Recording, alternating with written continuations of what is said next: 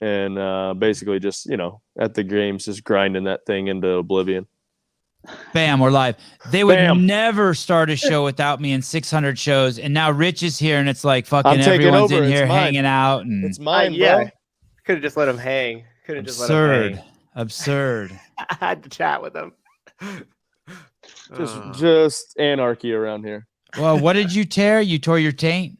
Yeah, my taint's gone. Just ripped it off the bone. I'm so sorry. I'm so sorry. Rich, have you ever met Kayla before? Maybe not in person, but that's the dude in the yellow. Long time ago though. Yellow okay, sweatshirt. Sorry, I'm the worst. JR Howell, fellow CrossFit affiliate owner, Yep. fellow event organizer like yourself. It's a former Luke- games athlete like Luke yourself. won your competition, didn't he? He did. Third Yeah. time back, and That's awesome. yeah, it wasn't Third really time's a charm. wasn't really close. Yeah, he was after day one. Could kind of tell he was the fittest. Yeah, he's made some leaps and bounds over the last probably. He's always been pretty fit, had the motor of it, but getting the skill stuff down and at volume as well. Is he going individual? Is he going individual this year? That's the rumor. Well, Sevan, you need your 6th booster. You got that yet? I was just reading that only 7% of the population in Los Angeles has their 5th booster. It really strikes a nerve with me. Hurts you, huh? Hurts Yeah. the heart.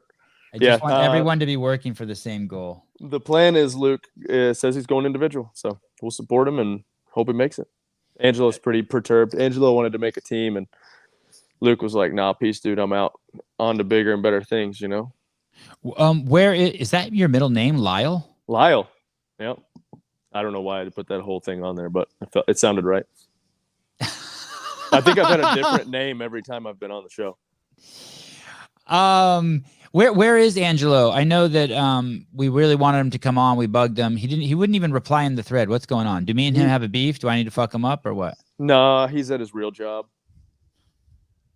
He's the only one that has a real job in our group around here. And that's putting out fires? Yep, putting out fires. Awesome. Yeah, okay. He's actually probably like 800 yards that way, but can't get out. Where are you? I'm at the gym upstairs in the room that we host level 1s. And the firehouse is that close to you? Yeah. There's station 4 is just at the end of the road here.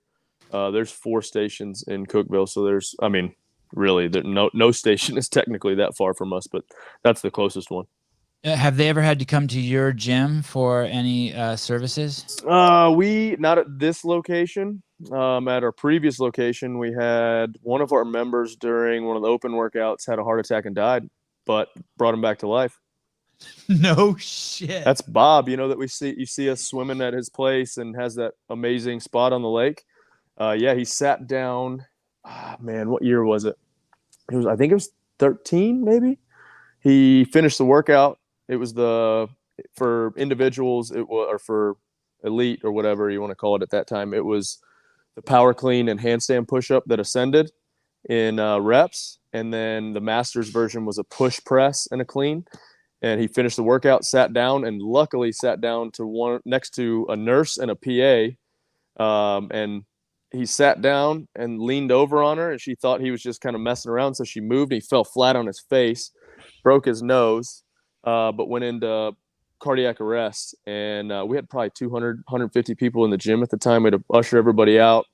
And then the fire guys were coming in because they'll dispatch fire and EMS at the same time. And fire here can do everything but transport. And so if they can get there first, obviously, why not send them? So they get there, and, they're trying to like, hey, how's it going? I'm like, seriously, you guys need to get in there. It's real this time. And so I went and grabbed the bags. How many selfies did you take with the fire? No, luckily, before they fucking tended to Bob. I was pretty fresh off of working there, so they didn't give a shit about me. And luckily, Dawn and Tim had CPR going and actually hooked up the AED to him. And man, they had to. I think he flatlined twice, but he came back and has lived ever since. So pretty cool. And two good things about CrossFit. The doctor said had he not been doing CrossFit, he would have died, and had he not been at the gym, he would have died. So crazy. Wow. And you were there. I was there. Yeah. Yep. Scared? No, as bad as it sounds, like you're kind of not numb to that stuff, but I did it for so long that it's just kind of, just do what you're supposed to do. But Rich, it was Bob. It was Bob. I guess that was the scary part. Yeah. But he was in good hands. Crazy. And is he a member at your gym still? Still comes, I'd say 4 days a week. He was here this morning. Oh, and did he have to have a bypass or something? What was his deal? Why did he have the heart attack? I can't remember. He was heavier years before that and had lost a ton of weight. So I think the damage had been done. But I want to say they may have put a stent or two in or a bypass. But he's cranking and still, like I said, working out 4 or 5 days a week. Caleb, any thoughts? As a medical professional? Yeah, as you can see, my anatomy posters denote me as such. It's pretty impressive. They flatlined twice and they still were able to bring him back. Yeah, it doesn't really happen very often. No, it was crazy. It was, obviously a little numb to it at the time. Hadn't been in that situation in a long time, so you kind of like forget some of the more important things, like stay calm. But I think everybody, luckily, like I said, he was next to two of probably the best people he could have been next to. I think Tim was he was in the military and was a paramedic. So before he went to PA school. So, and that's physician's assistant, right? That's like basically you're a doctor. You're basically a doctor. You're just writing underneath somebody. You just get paid less. But you do all the work. Do everything else. Yeah, crazy. What's the deal with you? Do you know what you're doing with your CrossFit? My career? Athletic career? I haven't. Let's talk it out if you don't. Let's talk it out. Yep. Let's make it a 5-minute piece of this. I don't want to commit to anything or decommit to anything. Before you hopped on, we were talking about, I've got a shoulder issue that has been a long time coming. I mean, it's just 14 years of abusing my body and probably not taking care of it in the last couple of years like I should have, with kids and, the stuff that the mobility or the extra accessory kind of gets pushed to the side at times when you're like, the kids are, trying to get you out and you're trying to fit in different things. You'd rather be out with the kids than go to the doctor. Yes. There's no fucking way. Doctor's appointment, go out to kids. You're going out with the kids. I'm going to hang out. Yep. Or even doing mobility or anything like that. So luckily I've gotten by as long as I have with pretty decent movement and genetic mobility. So I've got a little shoulder issue that's been probably 2 years nagging. And then 2 weeks before the games got real, I wouldn't say serious, but got, very unpleasant to compete on, that's for sure. And so I'm going to take about 6 to 8 weeks and make sure it's rehabbed right, other than Rogue this weekend doing the Legends competition.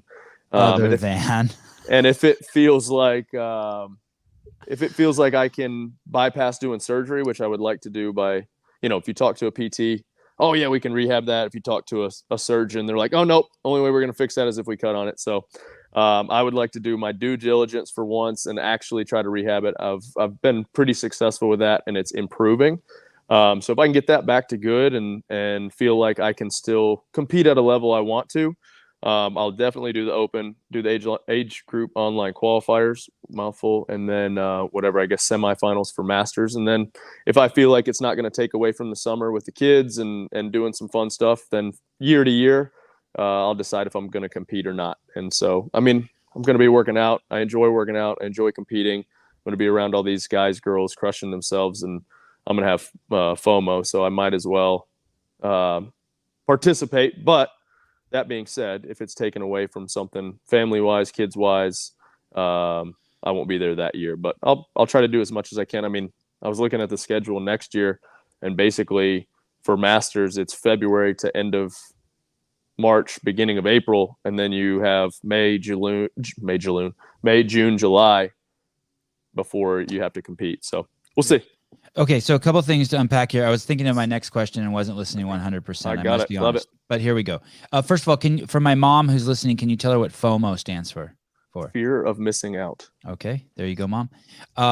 2, so am I hearing that I didn't hear you mention teams at all? So teams is done. Yeah, I've exhausted that point in my career doing teams. I enjoyed it, loved it, every minute of it. But it was, you know how I am. I'm about 6 years in on doing something, then I quit.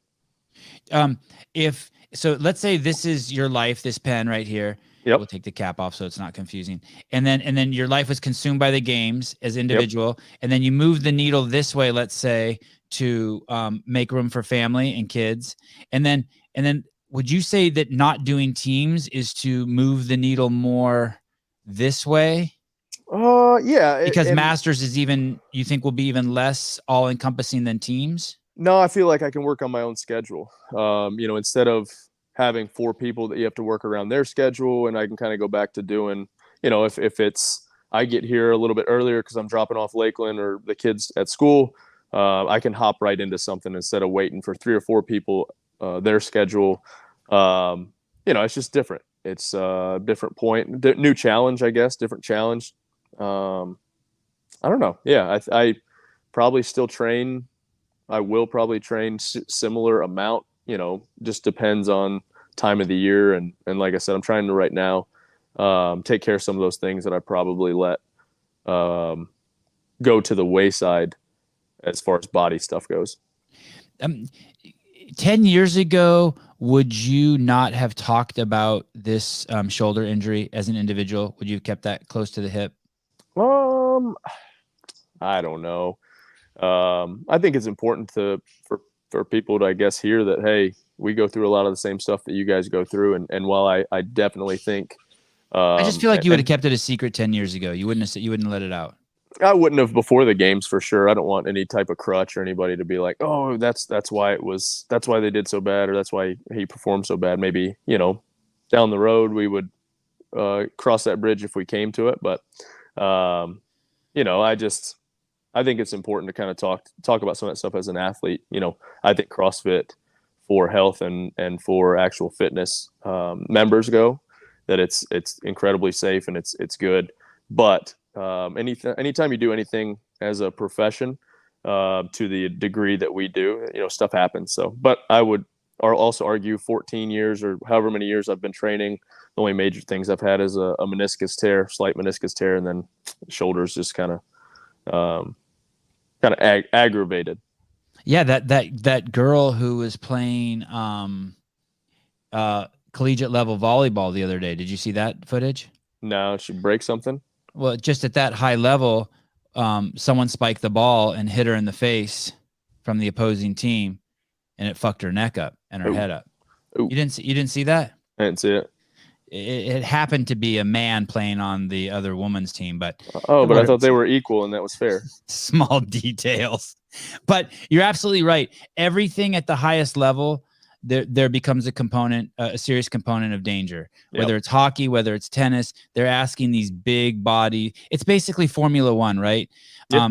These cars are not made to hit. These might be the fastest, most technologically advanced cars in the world. If they hit one pothole on my street, they're done. They have a very narrow lane that they have to do their tricks in. Absolutely. It's like, we talk about it at level, or people talk about it level 1 seminars, when you start pushing the limits, you're going to have to touch the wall every once in a while. And if you keep nicking that wall and keep hitting it, even if you're barely touching it, eventually you're going to rub a tire and something's going to go flat. It just is what it is. It's the nature of what we do. And I think we take that risk or assume that risk when we decide this is what we're going to do. JR Howell, what happens to the Masters competition when Rich Froning enters it? Is that going to be is that, how like when the old people play golf, like people still give a shit? It's like one of those weird sports. Are you asking me if I'm going to go for it again next year if he comes back? Next, that's the follow-up question. Is Rich going to supercharge that? Like, is even CrossFit Media going to make a shift when Rich goes to Masters, if he goes to Masters? Well, I mean, as bad as it sounds, I think a lot of it might have to do with the scheduling. I mean, what does that do to the schedule of the whole week? I could see them changing the schedule, to be honest. Right. Exactly. To make it more accessible so where people can watch Rich compete and still watch teams and individuals. And I mean, I think just the signups alone in the 35 to 39 would triple, quadruple. Because people want to take their shot at him. For sure. Always. So will the TRT supplementation. So will the TRT supplementation. TUE, therapeutic usage exemption. I think that's what it is. Let me tell you something about these guys in the the Masters. They do not. I don't know enough to talk shit, but these guys have old man strength. They are fucking more vascular. They if there's anywhere like it seems like it's almost better to stay an individual. Like those guys, for some reason, those guys have figured something They out. get stronger somehow, where I'm somehow getting weaker, you know? Like maybe it's the less emphasis on strength, but still, I'm like, dang, my body can't handle that. Well, you heard from Hiller hanging say, out with Hill. Go ahead, JR. You heard Hiller say this week on your review show, he said he was talking to a games athlete that shan't be named, and they were all looking over at the 40 to 44 and said, "Is that how we're going to look in 4 years?" Like you get more vascular and more jacked as you get older. Is that how it works? Man, I wish I can't keep weight on, and I'm losing weight, and I don't know. Just from hanging out with Hiller so much, he basically told me you can do human growth hormone, and if you stop, they don't test for it. You're good to go. You just stop for a few days and you're good to go. Good to go, huh? Good to go. Is that not what the blood test does? I'm not ever looked into the testing that much, but I don't think no? so. No, I don't think so. I think that I guarantee somebody in the comments who's a professional and knows exactly about all this stuff will tell us how wrong we are or how right you are. Will Brandstetter. I heard California Hormones is the official sponsor of the Masters division. Use a code Sevan to get the free gifts. I think they're testing some of that at Vanderbilt down the road, right? What the hormone stuff? Have you not checked the news lately? No. What happened over there? That's the whole giving kids puberty blockers stuff going on in Vanderbilt. Yes. Well, you know what is interesting? Dang, I thought you'd get that one. Come on. Sorry. I'm preparing for a few podcasts and I'm a little behind. So if you go Masters, then in Rich Froning style, you will be there to win the Masters. And don't they do half as many events? Do they do half as many events? I feel like they did 2 or 3 a day for 3 days this year. I feel like the workload for Masters this year was pretty decent. I feel like they most of the time are kind of swept under the rug as kind of secondary, but I feel like this year they got a little bit more emphasis, got to be in the big stage on a couple of the events instead of back in the old ag barn. And so that was pretty cool to see. There was a at the end of the games last year, Sean Woodland, from my understanding, was told by some of the people on Tia's team that she was retiring. He double-checked, triple-checked. They said yes. He announced she was retiring. Then they asked her in the post-fight interview, are you retiring? And she goes, that's the big question. And there became a little bit of like a controversy there about that. Do you have an opinion on that, of how she handled that? You do you know. I mean, Tom Brady was retired for 40 days, and so now he's back. You know, Hillary was very angered by the fact that I didn't want any type of announcement or anything like that, because I didn't want to commit to that or really know.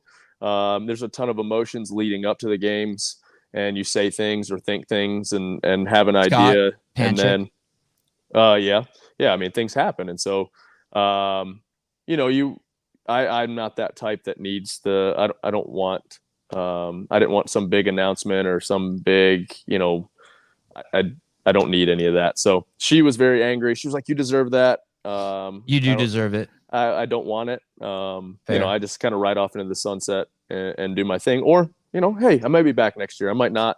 I might do one Masters, competition every 5 years in each category just to say I did it, more personally, selfishly than for anybody else. It's just it gives me something to shoot for. It gives me something to do. But I'm enjoying doing what I'm doing, and maybe try some different things. Mountain biking stuff. Really enjoy mountain biking. So doing some events like that. Got super into hunting the last couple of years and finally got an elk. So I'm now all consumed with that. Actually going out for another hunt in a couple of weeks. So there's just new challenges, and as long as I can do those new challenges and kind of push my limits in different areas, I'll still be around and compete and stay fit.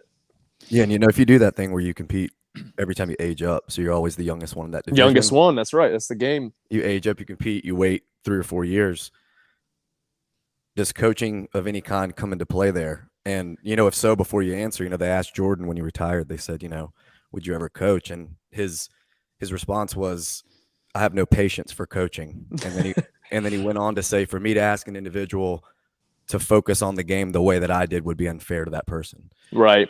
How do you feel about that? And is coaching, aside from like being at MAC, I mean, I could see how jacked up you were watching, the teams go and everything. Outside of that, like coaching someone one-on-one, is that something you're interested in at all, or do you just cannot see yourself doing? Oh, man, I learned early on in CrossFit. Darren, my cousin, is incredible at meeting people kind of where they're at in, their fitness, movement, that type of stuff. I'm more of like, hey, let's go work out. And maybe in the middle of the workout, I might tell you something or see if I see something. That's more where I'm at. I was never I wasn't the greatest coach like he was. Like I would put Darren up as with any CrossFit coach that I've ever seen, just with knowing how to handle people, how to motivate different types of people. Some people need to be loved on, some need to be pushed. He's incredible with that. I'm more of a mentor. I'll answer questions. I'm not going to probably tell you how you should do anything, but if you ask me a question, I'll try to help. I'm kind of a glorified training partner, but just the one-on-one coach sitting there with a clipboard. Matt's done an incredible job, Fraser, with these athletes and does a really good job with that. That's not where my passion is. Like I said, hey, you want to do a workout? I'll jump in. If I see something, I might help out. But to sit there with a clipboard and do all those types of things, it's hard for me. Hey, how do I mentally get more competitive? I'm like, you just be competitive. It's hard for me to do that. So what about like your kids? Working on it. Like I'm sure your kids are already getting into sports. Do you want to coach them like in like ball sports? Or are you the guy that is either like behind the behind left field, like standing there, like you trying to be invisible, or are you the guy like yelling at the ump to like? I'll probably be a mix of that. My dad was the kind of stand behind first base dugout and just quiet. But if you get motivated enough, I'll say something. And at home, if they want to, like me and Trice, the last week or so, he's gotten super into playing baseball. So for about 45 minutes to an hour, I'll go out there and just throw him balls. And I'm trying to help. My main thing right now is I make him hit left-handed every 3 swings. He gets 3 swings right-handed and hitting 3 swings left-handed. And he's actually come a long way left-handed. It's pretty impressive. I mean, he's 5. But I don't think I'll ever, like, if they want to do something, I want them to do something. I don't want to push them in a certain area. Lakeland's super into tumbling. She wants to do competitive cheer. And I said, absolutely not till you get to high school. I'll support you. You can go, I'll pay for you to go to these tumbling lessons so you're ready when you get to high school, if that's something you want to do, or college. But I can't do competition cheer. I'm not a cheer dad. And so, I'll go with her and watch her and help her and do all that stuff and support her. Same with Trice. But I don't think I could be the head coach making the decisions. I don't ever want my kids or other people to think, oh, he's just playing because he's the coach's son, that type of deal. So I love playing sports. That's kind of my deal outside of CrossFit. So anytime Trice is like, hey, let's go play baseball, or Lakeland's like, hey, come throw me the football. She's super into throwing the football and catching the football. So it's pretty awesome to be a part of that. I will always be there and help push them. But I don't think I can be, the head coach ever. JR, what do you think? Is I don't like the answer. I want someone to come into the gym and be like, in 5 years or whenever, and be like, Rich, I want to win the games. Yeah, but like Rich walks out and like picks up Buffalo shit with the shovel and ignores him, and the guy follows him around, and then Rich shuts the front door. Like in the movies, and the kid sleeps on the wraparound deck, and then Rich wakes up in the morning, they're still there. That's where Fukowski's at, right?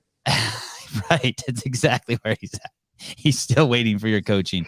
Can he be pushed into this, JR? I mean, it seems like like he's a hard drive, and if he doesn't coach, he's throwing it away. I think you know if you're a coach or I would even say more so a teacher. Yeah. Like you kind of know that's just how you are. You look for situations to help people out, and you've probably been doing that since you were a little kid. It's not something you can decide to do.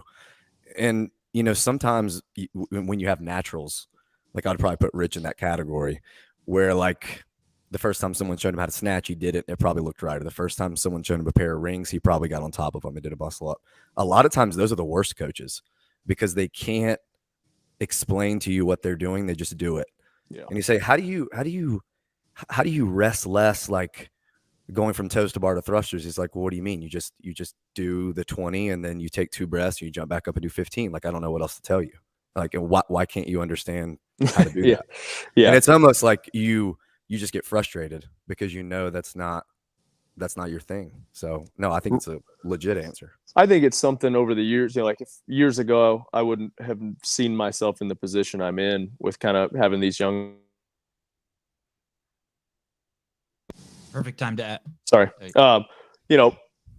I wouldn't have seen myself where I'm at now. So it might be something that I can grow into. And as it life slows down or, my, I guess, training slows down where I might be in that position. And so, having Haley back and some of these younger athletes, it's, they want a little bit of that. And so I'm trying to give that where I can, but they also know have the understanding of like,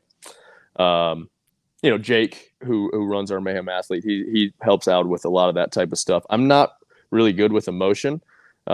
We joke that it's been basically programmed out of me. So when people get upset about something, it's hard for me to, like on any team that I was on, luckily we had guys that could, with the girls, when they would cry, I just walk away. I can't handle it. It's not that I'm mad. I just get super awkward and walk away. So emotions are hard for me to process at times. And so that's the key piece, I guess, that I'm missing. How do they approach you, these athletes around you that want more from you? How do they express that to you? Just asking questions. Haley's been a little bit more vocal about, hey, I want somebody that is going to be, in my corner, we're always in her corner, but she wants to be, coached and somebody to watch her and stuff like that. And so we've come up with a plan for this off season of like AJ, who's an ATC athletic trainer, myself and Jake, kind of a little 3-headed monster. And then she's working with Chad Vaughn, I think, and his group with some strength stuff. So, there's going to be a little committee and I hope she doesn't mind me telling that, but yeah, we're going to help her out that way. So that's kind of the plan moving forward is more of like a team effort instead of just one person there all the time. Are you excited about that? Do you like that? Are you like, oh, this is going to be new, this is going to be fun? Yeah, absolutely. I think it's always good to get a different perspective. Chad's super knowledgeable on strength and that type of stuff, and having some of these other guys that are AJ's an incredible ATC and seeing things and fixing imbalances. Jake's the same way. And, I get so caught up in, what I think works as fitness and programming. And it's good to have somebody else kind of checking that and making sure we're all hitting the necessary things we need to do. Jeremy Eat World, Rich, did you do the Legends Masters Championship programming yet? Has JR said a word yet? What is the Legends Masters Champ? Is that the thing in December? December, yeah, it's a competition. We're hosting it, working with those guys with Legends. Yeah, we had a heavy hand in programming. They have like a number of athletes they want in the space, a number of events that they wanted, and timelines were the big thing that we kind of had to adjust. If I was to have complete control over programming, it might look just a touch different. I think we've done a pretty good job of compromising on a couple things and trying to make sure that movements are hit, time domains are hit. It's a lot of volume, I think, but just my opinion. It's funny that it's funny that you say if you had complete control, because at one time, 3 years ago, you did. And one of the things I always have wondered in 2019 when they kind of gave it to everyone to do with sanctionals and you guys decide who makes it to the games, and Mayhem Classic was arguably the most well ran, the best programmed, et cetera, competition out there. As someone who does them theirself, after you did that, was there any part of you, or can you see yourself moving forward, resurrecting the Mayhem Classic and maybe trying to be another one of the majors? Like, hey, I know I can do this just as good or better than whoever's out there.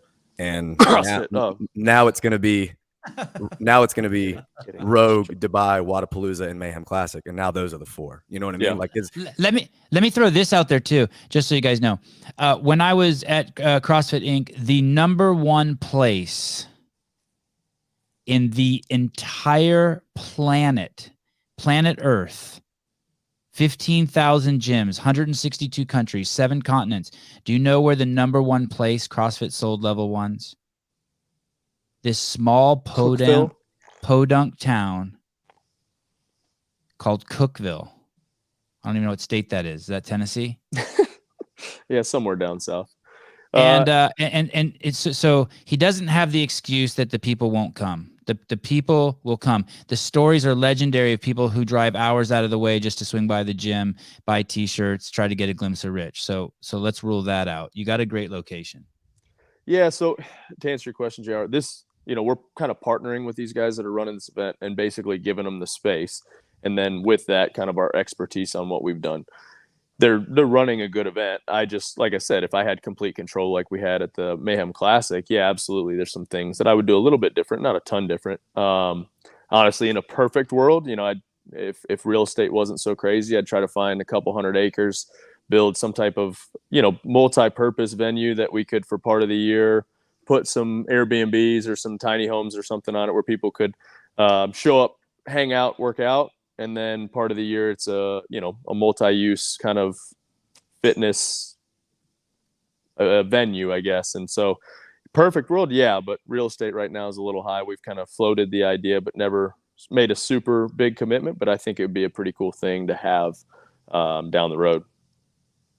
Yeah. I think it'd be really cool. One of the things that I think it's come up in some of the shows that we've done, that looking at there being someone new at the helm, taking over programming, announcing that they're going to do standardized regionals again, and all that kind of stuff. The way the game's planned out, kind of letting people know maybe what they should be focusing on versus what they used to focus on. Right.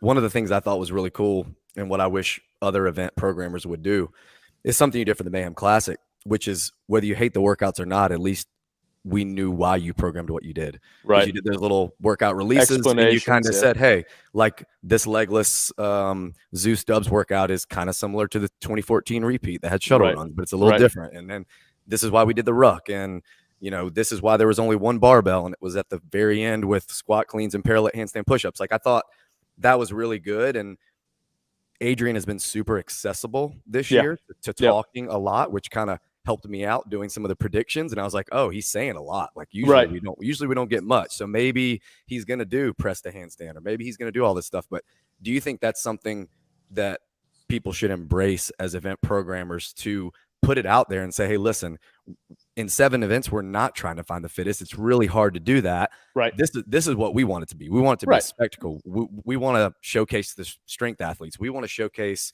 body weight movements, whatever. Yeah, I think that's one thing that they do with Rogue. Bill, last year when I helped program a little bit, the Rogue Invitational, he was like, yeah, we want to have somebody who's really fit win, but we want it to look really cool. We don't want people just sitting out here, kind of bored watching people do a half marathon row or a marathon row. Like, yeah, we care about the actual test, but we almost care more about the spectacle, which I think is cool. And if you know that going into it as an athlete, then absolutely, heck yeah, let's, But I'm all for being more transparent as an event programmer of like, hey, and one thing I would go back to the Classic was probably make one shorter workout. I think that was the one piece we were missing as far as like an overall test, because at that time we were trying to send the fittest representative from our event to the CrossFit Games. And so that's the one piece that I look back and I'm like, we missed that. They were supposed to be there with that sandbag and lunge thing. I probably made the dumbbells a little too heavy at the last minute and missed that a little bit, but live and learn. Is the difference between masters programming and programming for Rogue or the Mayhem Classic just just scaling, or is there another element to it? You have I to think about something else when you think of old people. I think volume is probably the key thing. I wouldn't necessarily even look at scaling. A lot of these guys and girls, depending on the age range, are still pretty freaking strong and can do a lot of the skills. I think it's just, you've got to look at what the wear and tear is over the weekend. That's something that I've learned myself. I can't handle at 35 what I could at 25. And so I think it's just being smart and trying not, like, I hate sometimes where you look at an event and you're like, oh, they're just trying to beat them down.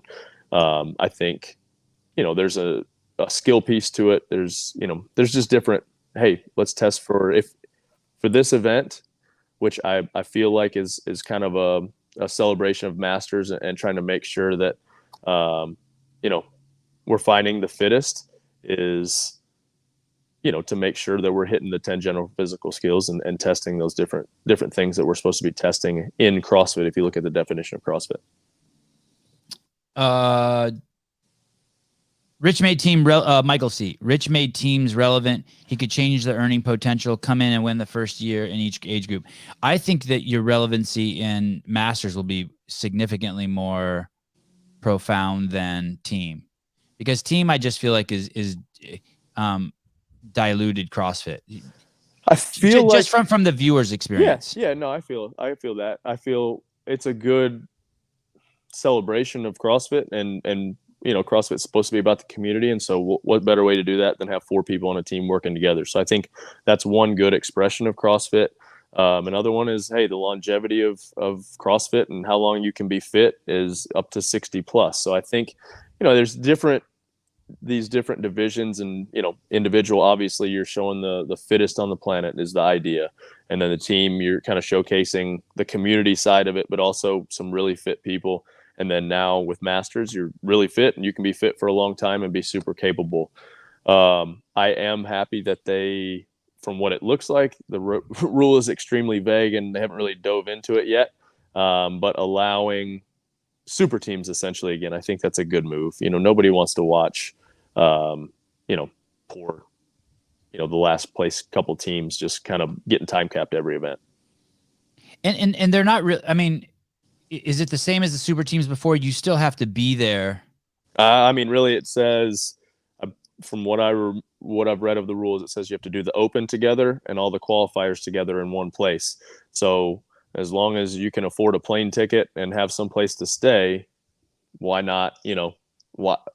There's no barrier to entry. There's no 100-mile rule, which was whatever, and then train there more often than not, which is an extremely vague cop out of an answer. And so I'm glad. I think it's more hands off the better, really.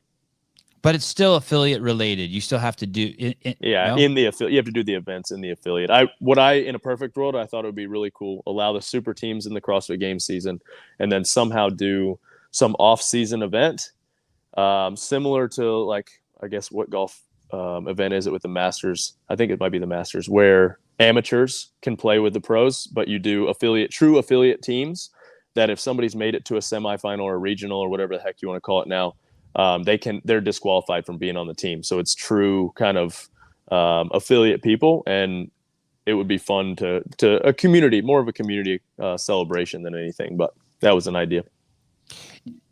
If you put together like a perfect team, let's say, right? Let's say you picked basically our team last year. Right, your team last year. If you took your team last year and you didn't let them practice at all together, and you just had them, could you have won the games if you had just walked on the field for the first time with those two ladies and Mr. Cornway? Not having known each other previous to that. Yeah, not knowing each other previously to that and just walked on. Like, it's tough, Well, Sam speaks French, so there's that. No, I think it's tough. I think you need miles with people. You need to. You do, okay. You learn. So there is that. So there is that unspoken rule built in. If you, no matter how good you are, if you guys don't practice together, it's not just like, hey, pick the 4 fittest people and go win it. I mean, if you had some just outliers of people, then maybe. But there's some stuff that is, one, communication is huge. verbal communication, but also just watching people and making sure, you know, what people aren't saying is also being relayed and communicated, and being able to react to that, how to motivate people, how to not get offended when somebody freaks out on you, when you're dropping the rope on their heels while they're running and punches you after the event, you know, like, and not take that personal, kind of take it as, hey, yep, I messed up. And just, you know, being able to handle personality. So yeah, there's a huge component to training together and, you know, really being friends and having the common goal and understanding when shit goes wrong or something happens that's, you know, not necessarily what you wanted to happen. It's going to be okay. And everybody kind of, and not blow up on each other. You've seen teams that just kind of implode on each other and start blaming each other. And, you know, one of the cool things that I've learned over the years of teams is watching everybody put in all year and suffer all year. And you know that, hey, they're giving it their all. And, you know, sometimes just things don't happen the way they're supposed to or the way you think they should happen. And so it's fun. It's a good time. It's a good challenge. So did you have hey, oh, boy. shit. Big earthquake, big earthquake, big earthquake, big earthquake, big earthquake, scary earthquake. Oh, I didn't like that at all. You all right?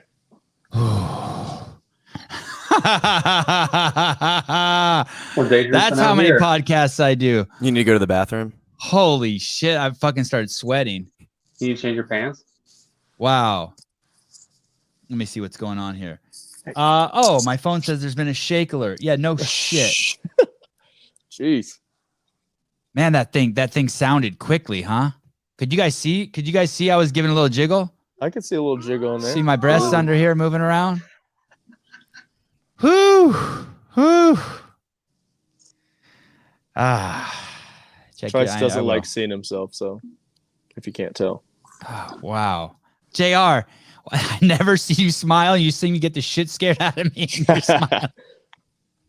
Hey, that shit will scar you, an earthquake.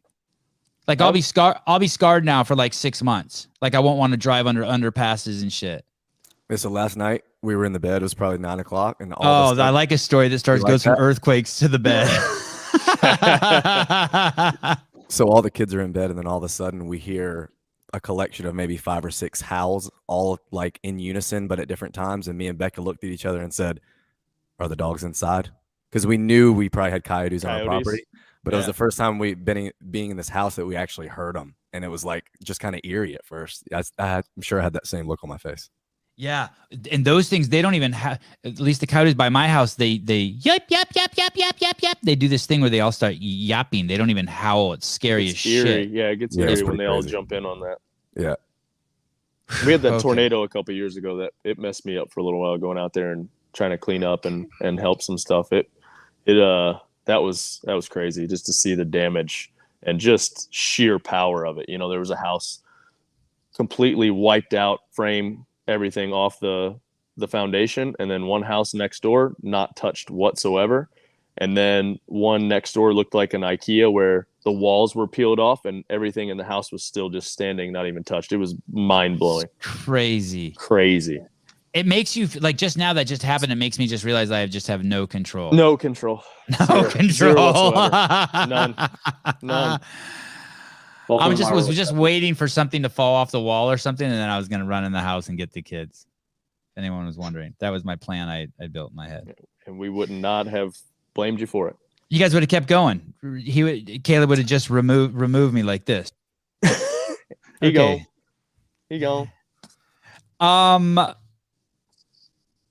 How's your relationship with Bill and Caity? Great. Bill and Caity are awesome. They, man, super supportive. But no BS, you know, it's like you don't really negotiate with Bill and Caity, but we have an incredible relationship and just kind of, it's I guess a mutual respect, but also just good friends, but also know that it's business. Some aspects, you almost compartmentalize 2 different relationships. You got business and then you got friendship.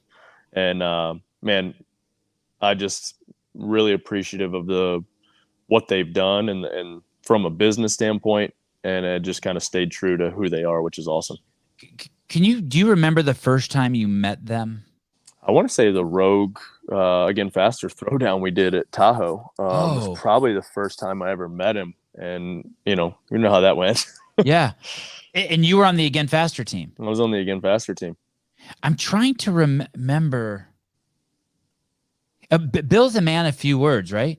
Yeah, until you get him opened up and find something that we both want to talk about. It's then he's a cool dude. Have you been out to their? Careful, I'm leading you somewhere, Rich. Have you been out to their ranch in Texas? I've been invited a couple of times and just haven't, with family, with work, with all training, haven't had a chance to make it out there. Hopefully soon I will. And how close is that to the venue? I'm actually not 100% sure. Do you think it's within an hour's drive? I don't know. Is it? I don't know. I'm just trying to figure out where this where the offsite event's going to happen. Yeah, if it's happening there. I have no insider information. Sorry. I wish I did actually, because I want to know what the hell I'm going to do for Legends. This is one of our more aggressive listeners in the chat. Does Rich Froning have any non-Christian friends, or does he rebuke such people? What I don't even know what rebuke means. Be gone. No, I'm just kidding. Absolutely. I've got a ton of friends that I would not consider as professed or even non-professed Christians. Yeah, that would be ridiculous to not involve myself with other people. I think that's kind of what we're supposed to do. Rebuke. Express sharp disapproval or criticism of someone because of their behavior or actions, and not to their face. He doesn't do that. No, not even to their back. All right. I've never known you to do anything like that. What are you going to do with will there be more free time since you're not doing teams? And what are you going to do? Double down on Mayhem interests, or? Yeah, for sure. I mean, be more involved. I think over the last probably year or 18 months, really when COVID kind of hit, I've become way more involved here. I'm here a lot more. It's a whole lot easier. Lakeland's, like I said, school's just right up the road where I drop her off, and then the little two love coming here. So 3 or 4 days a week, they come with me every morning and just basically run around this place like it's their own. They're pretty frustrated that I let Josh, who runs the gym, tell them what to do. Like Lakeland a couple of times. I don't know if I've shared this story, but we're driving home and Lakeland's like, "Hey, we own this place, right?" And I'm like, "Yeah, where's this going?" And she said, "Then how come you let Josh tell us what to do?" And I said, "Lakeland, just because you have the power doesn't mean you should use it. You get that?" And she was like, "No." So tried to have a teaching moment, but it didn't work right there. So no. So I like it. We're here. I try to be here a lot more. I've been ever since the games, trying to jump into a class or two once or twice a week, having fun with that. Coach's choice on Friday, so the coaches kind of make up a workout depending on the number of people there, and a lot of the time it's a team workout. So I actually jumped into 2 classes back to back on Friday. So wow, it was a ton of fun, and we had a couple drop-ins that probably would never see me other than that. And so I'm just trying to have a lot of fun working out and not make it so much of a chore. And it doesn't have to be so structured, it's like you can still get pretty dang fit by just doing CrossFit.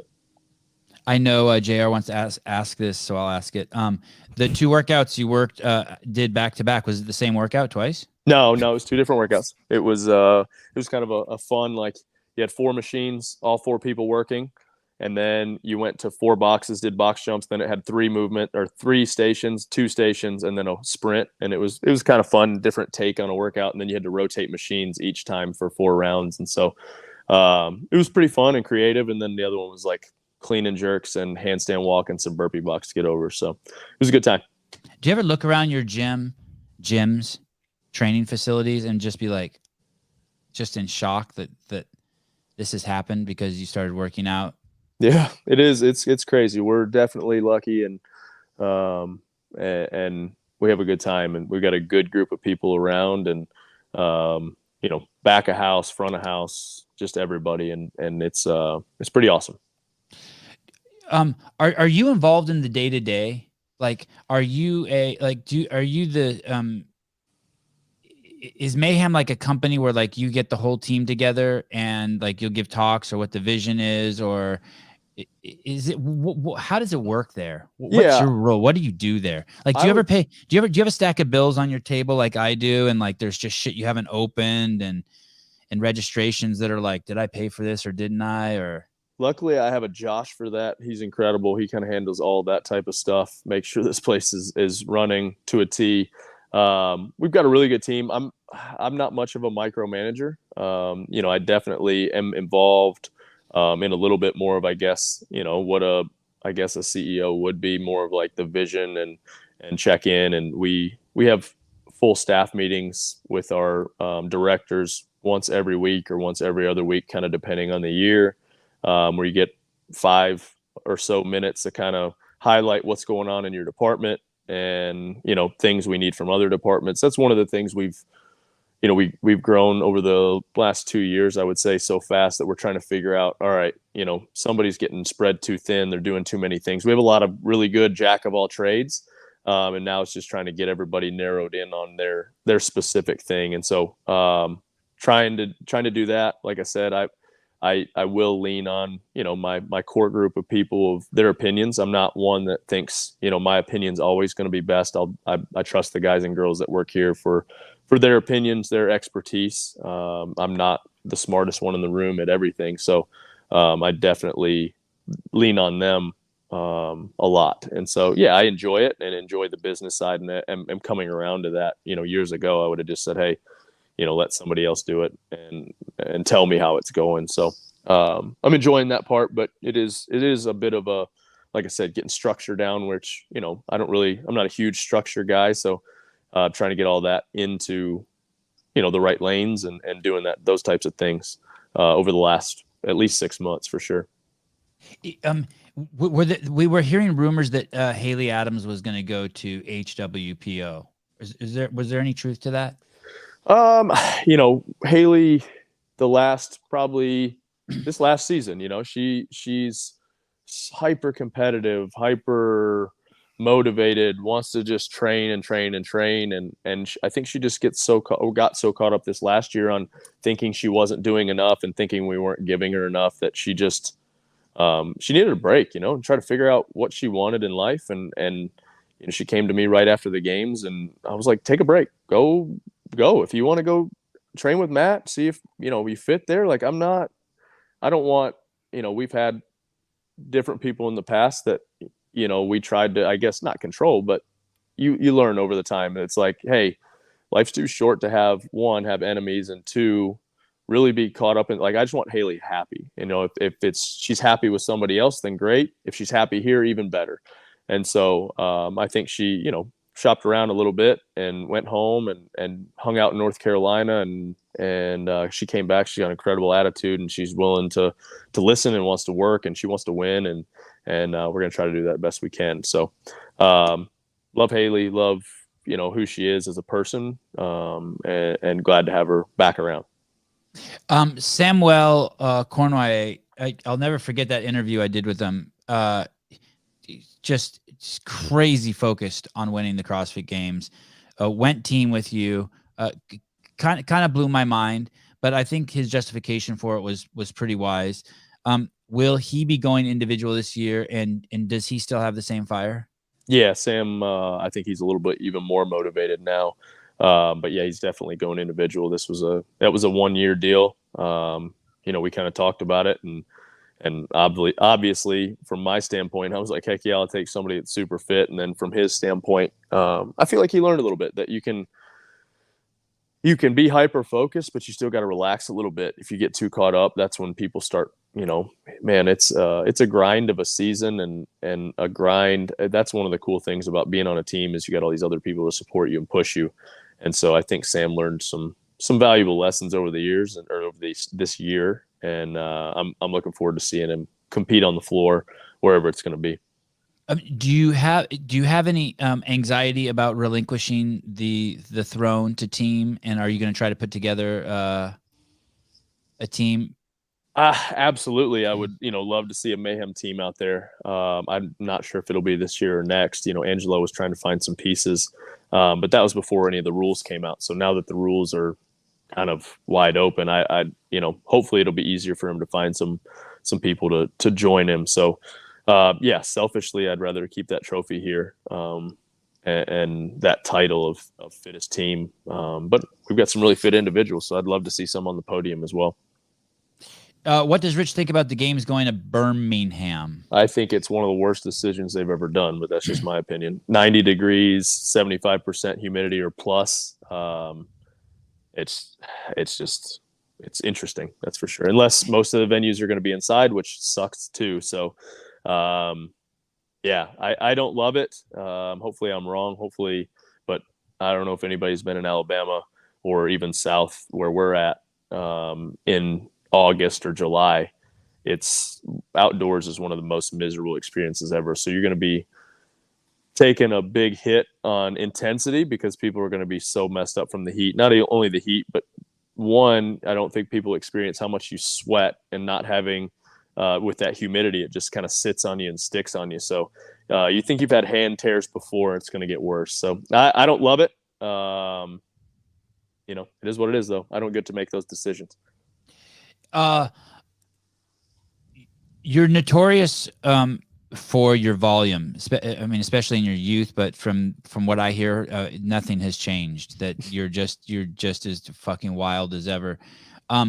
If you could go back, and then we just had Ariel Lowen on, who basically, what she does is she just goes to an affiliate. Have you met her, by the way? I have not. We've kind of, Jake has been talking to her a little bit about having her come out. Funny thing your is, family would love her. Hillary would love her. One of Hillary's good friends is from Texas, where she's from, and she actually used to babysit her daughter.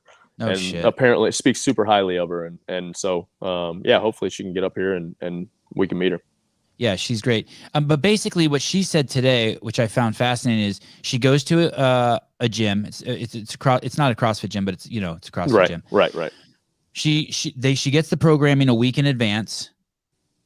And it's the programming that everyone does in the affiliate. Yep. And then all the pieces that were missing, if she's like, okay, there's no double unders, I need to do my own double unders. Okay, there's no chest to bar pull-ups, I need to do chest to bar pull-ups. And she fills in all the holes where the pieces aren't. And she does that on Tuesdays and Thursdays. That's incredible. It is, right? It's incredible. I couldn't do it, that just is a testament, I guess, to what kind of athlete she was or what kind of base she had coming in. There's no way. She just looks like a normal mom. Yeah, she crushed it this year. It was impressive to see. So you are blown away. She's a head scratcher to you. Head scratcher, outlier for sure. I don't know.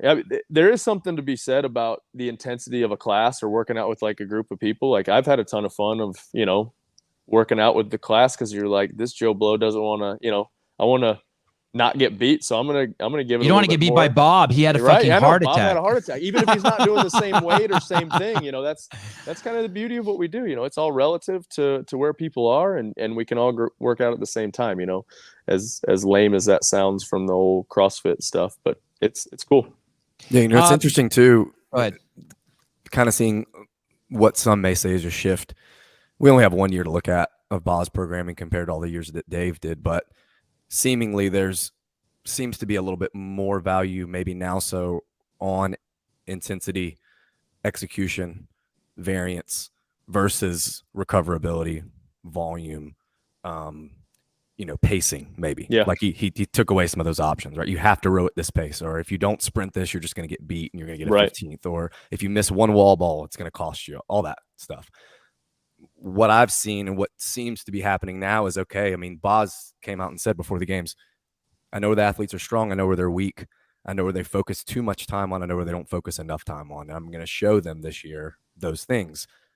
And moving forward, that should steer your training. Where are CrossFitters the closest to the best in their fields? Well, they're really good at weightlifting. They can make Olympics in some cases. They're really good aerobically. Like what Christy just ran like 7-minute miles for a marathon. So it's like, but we can't do what my 4 and 5 year olds like, what they do in their gymnastics classes. So absolutely, you look at that and it's kudos to Mayhem athlete programming and you and Jake, and you can talk about maybe how much you're involved there, but what are you seeing now? You're seeing intervals with med ball GHDs and freestanding straight handstand push-ups. And maybe years past it was double the amount of reps of strict and GHDs. And you see 12-foot wall balls, and you see, we're as CrossFitters, we're almost obsessed with making things harder. How do we make it harder and harder? Well, you either add volume or you can add weight. Correct. So it's like, I look at a simple workout that's probably really dated now, like 5, 4, 3, 2, 1, regular rope climbs, 50-foot handstand walk. That's not an appropriate workout anymore. No, it's just for a class, maybe. It's sure. It's just who can come down from the rope a little bit faster, who can sprint on their hands a little bit faster. And you look at that and you're like, okay, well, what do you do to it? You go 5, 4, 3, 2, 1 legless with a 50-foot obstacle in between each. Sure. I mean, that's appropriate. Or like, this is kudos to Angelo. I mean, this is something that he did right before the games. 5, 4, 3, 2, 1 pegboard with 5, 4, 3, 2, 1 press to handstand in between each. Like, how do you progress the sport when seemingly we already have some of those limits known? Like, we know the top 5 or 10 are probably all going to snatch around 300. They're probably going to clean and jerk 370. They're probably going to run low 5s on a mile. They're probably going to do 27 to 30 ring muscle ups. Okay, well, what do you do as the programmer? I mean, what do you do? Do you say, okay, well, we're going to see if they can do 50 now, or we're just going to keep making the weight a little bit heavier? Or do you just back up and you say, okay, well, what can we see if they can do now? And then, okay, now they have P bars to train with. What are they going to be able to do in 5 years? They're probably going to be able to get up on the P bars, press to handstand, walk across, turn around, pirouette, come back. Like, is that where we're going? And I mean, I think looking at some of your stuff, it seems like people are already starting to see that shift. Yeah, I think, it's hard to make too much of a steer, re-steer the ship or rewrite or, redirect the ship, I guess, in 1 year. Obviously, I think definitely sprinkling. Wait, Rich, you think it was too much at the games? Or No, what I'm saying is we don't want to change our programming too much based off of one sample set of events. Obviously we're going to sprinkle in some of those things that we saw because, hey, they're out there. Why not? Constantly varied is one of the biggest pieces of CrossFit. So, hey, if we can constantly vary some of these things, let's go ahead and do it. You kind of got the cheat sheet right here, at least from 1 year. But I don't think we need to abandon what we've been doing for so long based on 1 year. I mean, obviously, I think the what we would call high skilled gymnastics, which you were also saying, my daughter's doing all this stuff and she's 7 and 8. So it's like, what are these things we can add in that are, relatively safe and not too gimmicky? There were times like as a spectator watching the games this year, I thought it was, parts of it, I was like, heck yeah. And then as an athlete, I think I would have hated it. It was a lot for 1 year. Kudos to Boz for trying to make it his own and doing that. As an athlete, like I said, and I watched this kind of just in the back, just watching athletes just not necessarily squirm, but you could just see them demoralized. And it was, as a spectator and watching some of the events, it was very interesting and kind of fun to watch. But then some of them you're just kind of like, I don't know, like the crossover double under is what it is. That was probably my only real one that I didn't love. Some of the other things, like traversing the P bars was cool. It was an added, I think a positive add to the whole event. 12-foot wall ball was interesting. I didn't love it because I'm 5'9". But there was, like you're saying, this emphasis on execution. We, like you just said, we get so caught up in, we got to make it more volume or we got to make it heavier. Why not? You're saying the 5, 4, 3, 2, 1 handstand walk thing is kind of the thing of the past. Why not just try to attack that faster? And so, that's something that, Jake over the last couple of years, and to his credit on that, he's done these full send Fridays where, we get so caught up in doing these intervals and building this volume and having this base that sometimes you just got to go as hard as you can. Like, the workout I hate the most is Fran, because it's so everybody can do it. We call it any old asshole workout. Anybody can do it and anybody can beat you on that workout, which is sometimes good, because you got to be able to push, you got to be able to go fast.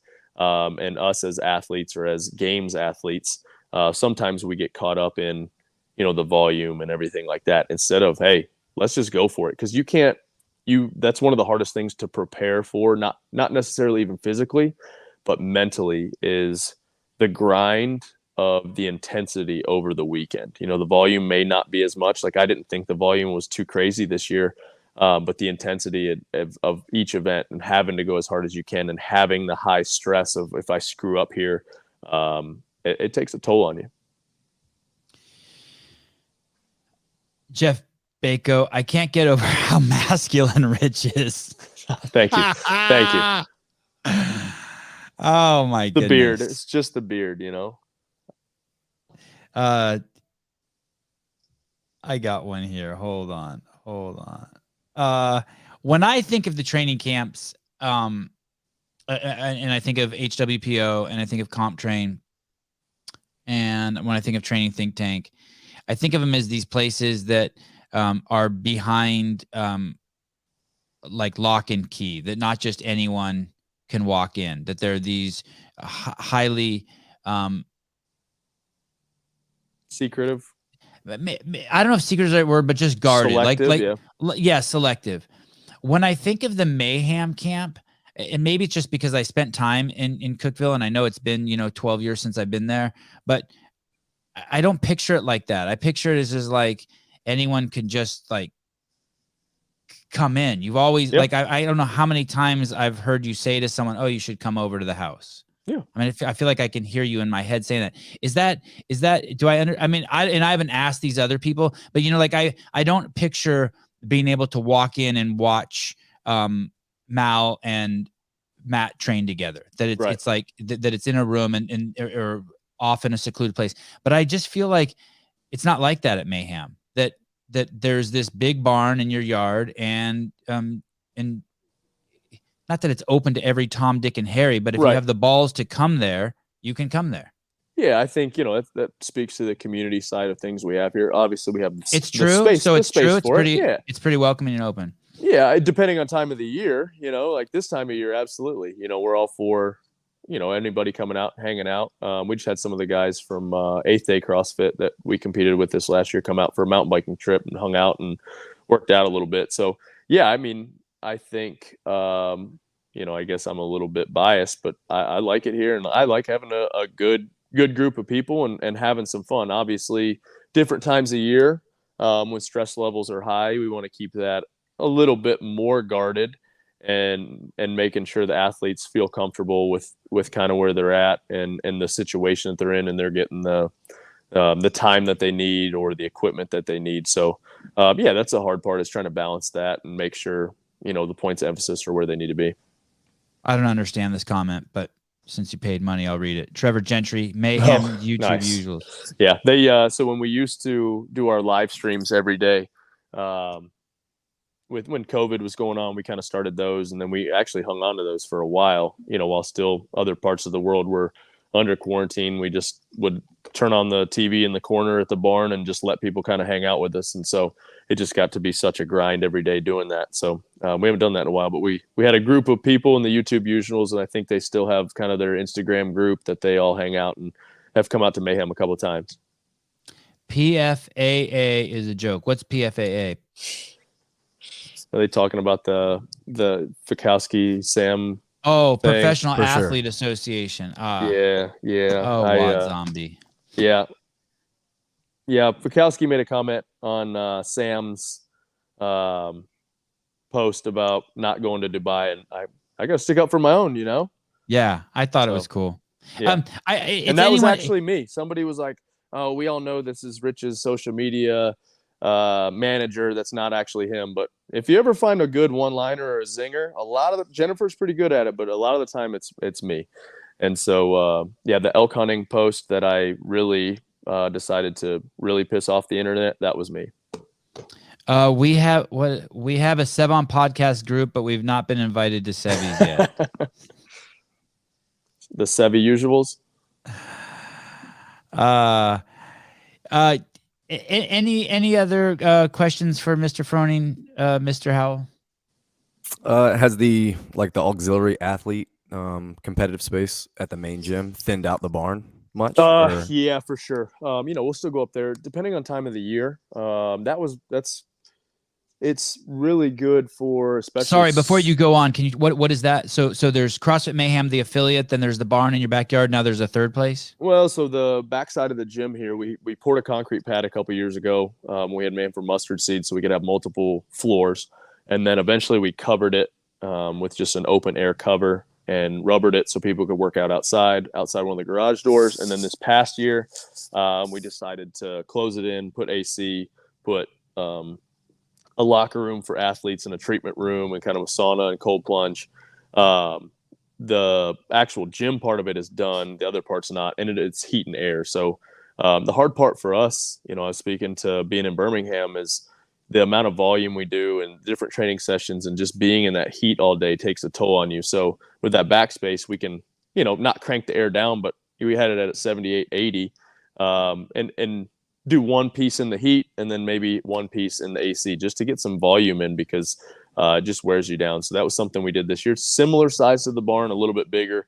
It depends on time of the year, whether we use the barn as much. Mornings, now a lot of the session is done here at the gym just because everybody kind of lives a little closer to here, and we'll just kind of, hey, this is where I'm going. Who wants to go here? Who wants to go there? And so very similar barn-ish feel.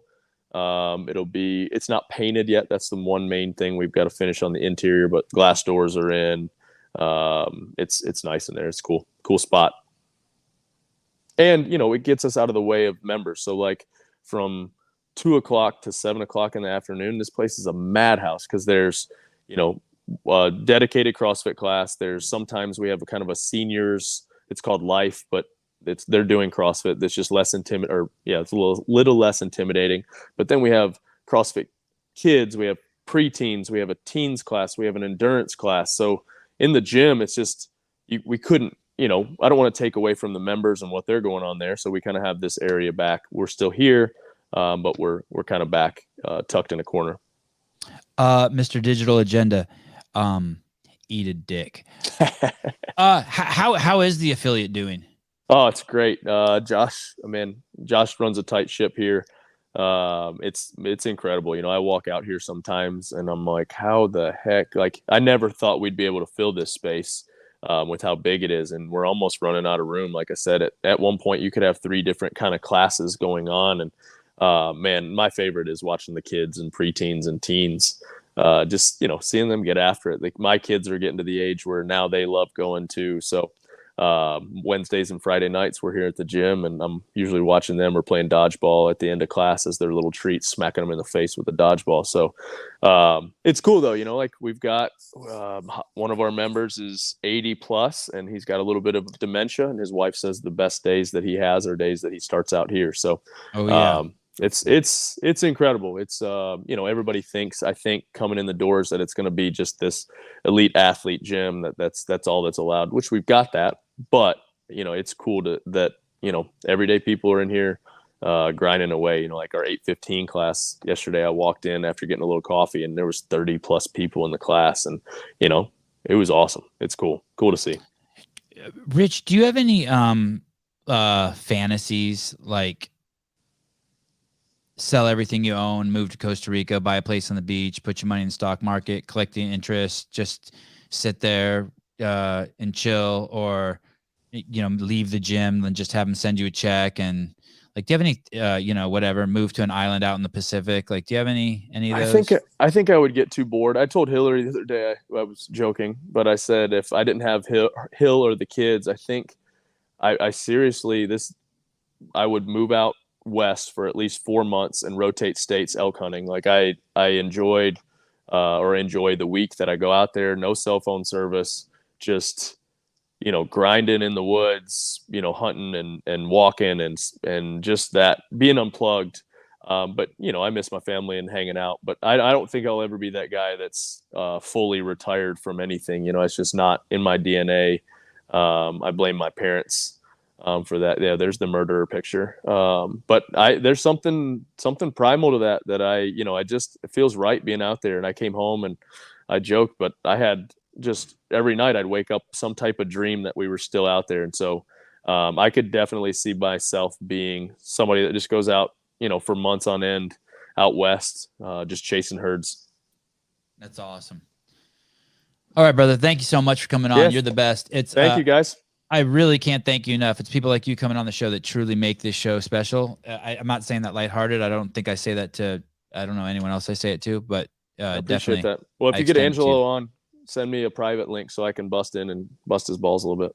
Absolutely. All right. And we'll be All right. bugging you. Are you doing all the events this year? What events? At Rogue? Didn't you go home early? Yeah. No, I'll be there all weekend this time since Okay, cool. Halloween's on Monday, so I'll be there. All right. Yeah. We'll probably bug you. Yeah, heck yeah. Do it. Later, brother. Thank you. Later, boys. Thanks, dude. All right. Dang. Transparency, 10. Articulation, 10. Generosity with time, 10. Sense of humor, 9.8. No one's perfect. Cackle or 2 would have been great. What do you think, JR? Yeah, beard 11. Yeah. I need to make sure that I don't trim mine next time because I felt like such a little boy. You gotta think match can the you intent. grow that, JR? Could you grow that?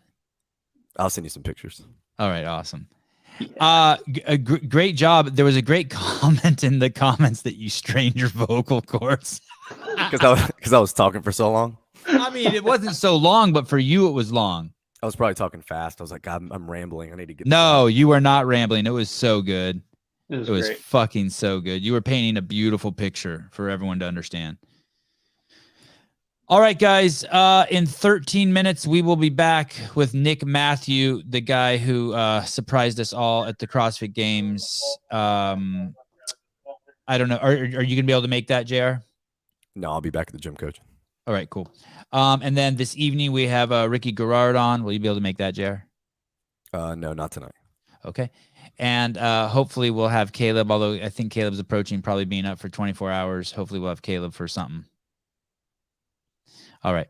All right, guys. Nice seeing y'all. Thanks for checking in. And as you can tell, we're ramping up for Rogue. We will be doing crazy coverage from here on out the next 4 or 5 days, Wednesday, Thursday, Friday, Saturday, Sunday, and probably even Monday. We'll be completely off the hook. So stay close. We'll try to do our best to give you all the insights and talk to all the athletes. Oh, tomorrow. Do not forget tomorrow morning show. We're having a gentleman on named Chris. Hi, Souza. Chris Wark. And Chris Wark is a guy who cured himself of cancer. He had stage 3 cancer. He thought he was going to die. He's written a handful of books. Tomorrow morning show is going to be special. It's one of my favorite topics to talk about how people healed themselves. And I'm pumped to have him on as a guest. So don't miss that one either. All right.